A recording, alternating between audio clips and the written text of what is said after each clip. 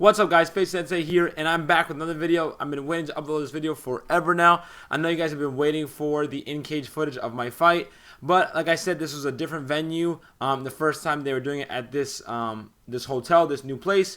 I think the second time was many years ago. Regardless, and it was HD quality. They have some new guys doing the media, I believe. So the footage is much better. It doesn't look like it's straight from the 90s underground type stuff.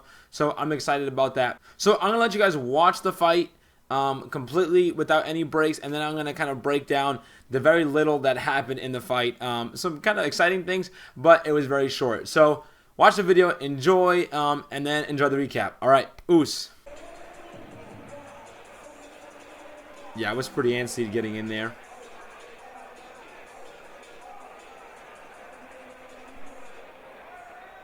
Ladies and gentlemen, your Great seventh venue. bout of the evening is scheduled for cool. three. The TVs were up. And it was now pretty introducing first, fighting out Look of at the those shorts. blue That was corner pretty cool, huh? me. The Entering G Fuel cage shorts they got them for me. Shout out to G Fuel. representing Yes. Gate City MMA. Please welcome Lorenzo nice. Fitzgerald. Yeah, it said he was 1-1. He's actually 2-1. Across the I don't know cage, because he fought recently, so I don't know if it was like in gray, something to go. But yeah, he was 2-1. He just recently won a fight.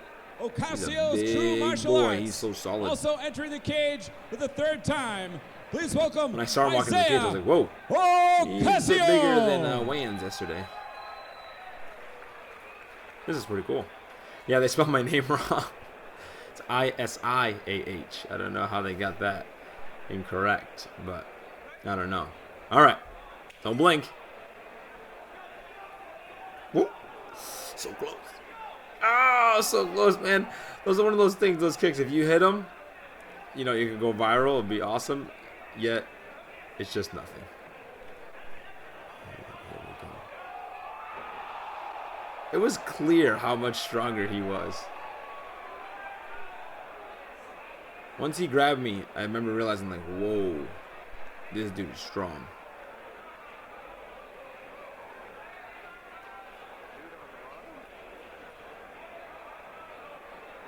Needless to say, if I compete in MMA again, I will be dropping a weight class.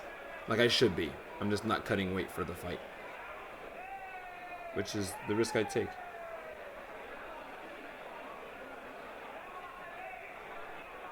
Woohoo, you see how he sneaks in?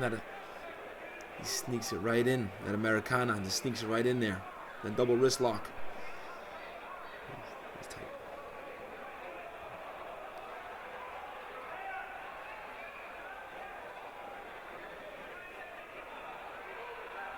It was like WWE, I swear. It was like he was going for it. I was like, ah, he was going for it.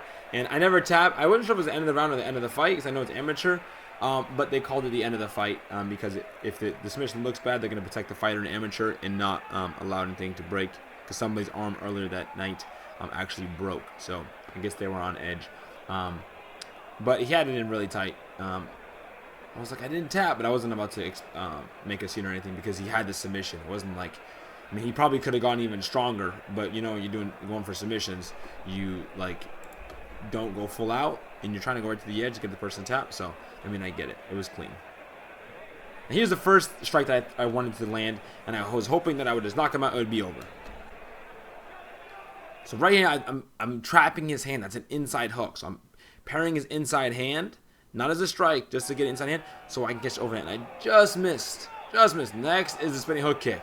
So the issue is that front foot. I didn't step deep enough, and if he just stepped back, I would have been fine. But he slid back, and that took him completely out of range. So I could have stepped deeper. It's one of those things. That's a fight. And here's this. Whoa, man, he was ragged on me. But he was so deep right here. His hands under my leg. My weight's still on my front leg here. I was coming in on a punch, and he countered it perfectly.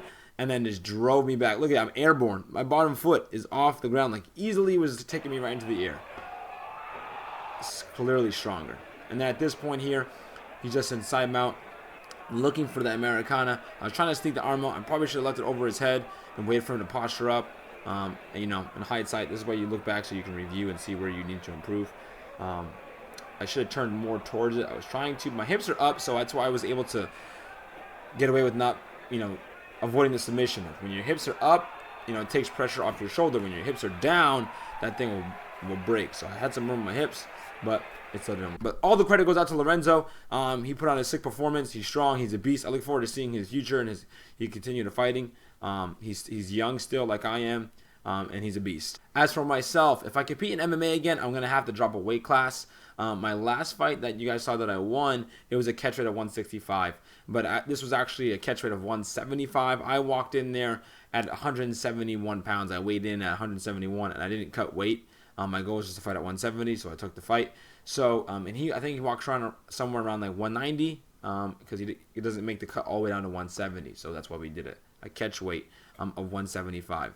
So I'm gonna have to drop weight 155. It's just smarter, and it just would make for a better competition for myself. But in the meantime, in February and in the upcoming months in the year, I'm going for my 5th degree, and I want to do some kickboxing matches. So they Combat Zone hosts kickboxing matches as well. So my goal is to get some kickboxing matches, which is just punching and kicking. And I believe there's knees to the body and an amateur. I don't know if I'm gonna, depending on amateur or pro. I know I'm a black belt in karate, so I don't know if that's going to affect amateur levels. I'm not sure. I'm sure it won't. I don't know.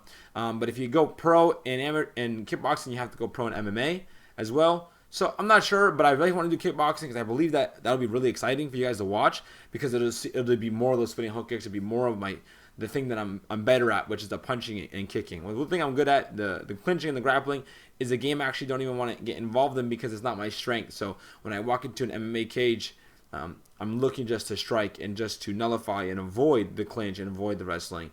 And I'd rather get into some competitions here where I don't have to think about that, and I can just be free in terms of my striking and put on a great show and make some great content, maybe get a couple knockouts or whatever, put some wars on. I don't know, but I think that'll be a lot of fun. So look for more information.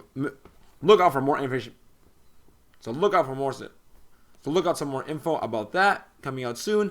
And yeah, don't forget, if you guys want to get my apparel, the nice little hoodie here, no respawns. Thank God they're respawning in MMA as in real life, because there would be no respawns and I would not be coming back. But I am back for more. All right, guys. Oos.